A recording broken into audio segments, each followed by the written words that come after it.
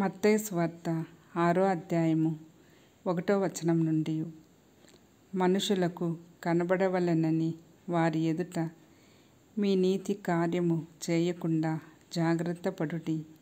లేని ఎడల పరలోకమందున్న మీ తండ్రి యొద్ద మీరు ఫలం పొందరు.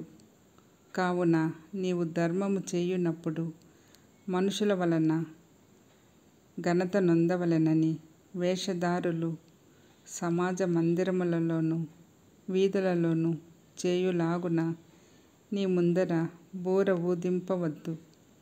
వారు తమ ఫలము పొంది ఉన్నారని నిశ్చయముగా మీతో చెప్పుచున్నాను.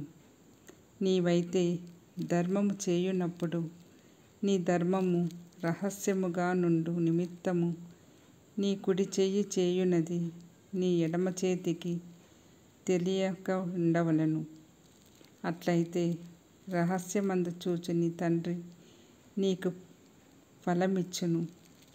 మరియు మీరు ప్రార్థన చేయునప్పుడు వేషధారుల వలె ఉండవద్దు. మనుషులకు కనబడవలనని సమాజ మందిరములలోను వీధుల మూలలలోను నిలిచి ప్రార్థన చేయుట వారికిష్టము. వారు తమ ఫలము పొంది ఉన్నారని నిశ్చయముగా మీతో చెప్పుచున్నాను. నీవు ప్రార్థన చేయునప్పుడు నీ గదిలోనికి వెళ్ళి తలుపు వేసి రహస్యమందు నీ తండ్రికి ప్రార్థన చేయుము. అప్పుడు రహస్యమందు చూచి నీ తండ్రి నీకు ప్రతిఫలమిచ్చును. మరియు మీరు ప్రార్థన చేయునప్పుడు అన్యజనుల వలె వ్యర్థమైన మాటలు వచింపవద్దు. విస్తరించి మాటలాడుట వలన తమ మనవి వినబడునని వారు తలంచుచున్నారు. మీరు వారి వలె ఉండకుడి.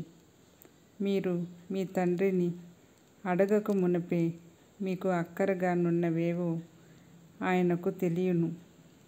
కాబట్టి మీరిలాగు ప్రార్థన చేయుడి. పరలోకమందున్న మా తండ్రి, నీ నామము పరిశుద్ధపరచబడునుగాక. నీ రాజ్యము వచ్చుగాక. నీ చిత్తము పరలోకమందు నెరవేర్చునట్లు భూమి యందును నెరవేరునుగాక. మా అనుదిన ఆహారము నేడు మాకు దయచేయుము.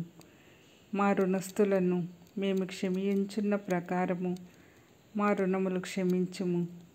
మమ్మను శోధనలోకి తేక దుష్టుని నుండి మమ్మను తప్పించుము. మనుషుల అపరాధములను మీరు క్షమించిన ఎడల మీ పరలోకపు తండ్రియు మీ అపరాధములను క్షమించును. మీరు మనుషుల అపరాధములను క్షమింపకపోయిన ఎడల మీ తండ్రియు మీ అపరాధములను క్షమింపడు. మీరు ఉపవాసము చేయునప్పుడు వేషధారుల వలె దుఃఖముఖులై ఉండకుడి. తాము ఉపవాసము చేయుచున్నట్టు మనుషులకు కనబడవలెనని వారు తమ ముఖములను వికారము చేసుకొందురు. వారు తమ ఫలము పొందియున్నారని నిశ్చయముగా మీతో చెప్పుచున్నాను. ఉపవాసము చేయుచున్నట్టు మనుషులకు కనబడవలెనని కాక రహస్యమందున్న నీ తండ్రికి కనబడవలెనని నీవు ఉపవాసము చేయునప్పుడు నీ తల అంటుకొని నీ ముఖము కడుగుకొనుము. అప్పుడు రహస్యమందు చూచుచున్న నీ తండ్రి నీకు ప్రతిఫలమిచ్చును. భూమి మీద మీ కొరకు ధనమును కూర్చుకొనవద్దు. ఇక్కడ చిమ్మటయు తుప్పును తినివేయును. దొంగలు కన్నము వేసి దొంగిలెదరు. పరలోకమందు మీ కొరకు ధనమును కూర్చుకొనుడి. అచ్చట చిమ్మటనైనను తుప్పైనను దాని తినివేయదు. దొంగలు కన్నము వేసి దొంగిలరు. నీ ధనం ఎక్కడ నుండునో అక్కడనే మీ హృదయము ఉండును. దేహమునకు దీపము కన్నే కనుక నీ కన్ను తేటగా ఉండిన ఎడల నీ దేహమంతయు వెలుగుమయమై ఉండును. నీ కన్ను చెడినదైతే నీ దేహమంతయు చీకటమయమై ఉండును. నీలోనున్న వెలుగు చీకటై ఉండిన ఎడల ఆ చీకటి ఎంతో గొప్పది. ఎవడను ఇద్దరు యజమానులకు దాసుడుగా నుండనేరడు. అతడు ఒకని ద్వేషించి ఒకని ప్రేమించును, లేదా ఒకని పక్షముగా నుండి ఒకని తృణీకరించును. మీరు దేవునికిని సిరికిని దాసులుగా నుండనేరరు. అందువలన నేను మీతో చెప్పినదేమనగా, ఏమి తిందుము ఏమి త్రాగుదుము అని మీ ప్రాణమును గూర్చైనను, ఏమి ధరించుకొందుము అని మీ దేహమును గూర్చైనను చింతింపకుడి. ఆహారము కంటే ప్రాణమును, వస్త్రము కంటే దేహమును గొప్పవి కావా? ఆకాశ పక్షులను చూడుడి, అవి విత్తవు, కోయవు, కోట్లలో కూర్చుకొనవు, అయినను మీ పరలోకపు తండ్రి వాటిని పోషించుచున్నాడు. మీరు వాటికంటే బహు శ్రేష్ఠులు కారా? మీలో నెవడు చింతించుట వలన తన ఎత్తు మూరెడెక్కువ చేసుకొనగలడు? వస్త్రములను గూర్చి మీరు చింతింపనేలా? అడవి పువ్వులు ఎలాగు నెదుగుచున్నవో ఆలోచించుడి.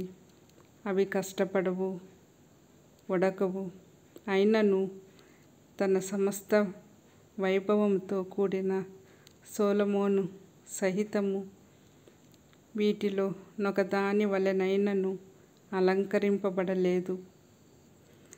నేడుండి రేపు పోయిలో వేయబడు అడవి గడ్డిని దేవుడిలాగు అలంకరించిన ఎడల అల్ప విశ్వాసులారా, మీకు మరి నిశ్చయముగా వస్త్రములు ధరింపచేయును కదా. కాబట్టి ఏమి తిందుము ఏమి త్రాగుదుము ఏమి ధరించుకొందుము అని చింతింపకుడి. అన్యజనులు వీటన్నిటిని విషయమై విచారింతురు. ఇవన్నీయు మీకు కావలెనని మీ పరలోకపు తండ్రికి తెలియును. కాబట్టి మీరు ఆయన రాజ్యమును నీతిని మొదట వెదుకుడి, అప్పుడు అవన్నీయు మీకు అనుగ్రహింపబడును.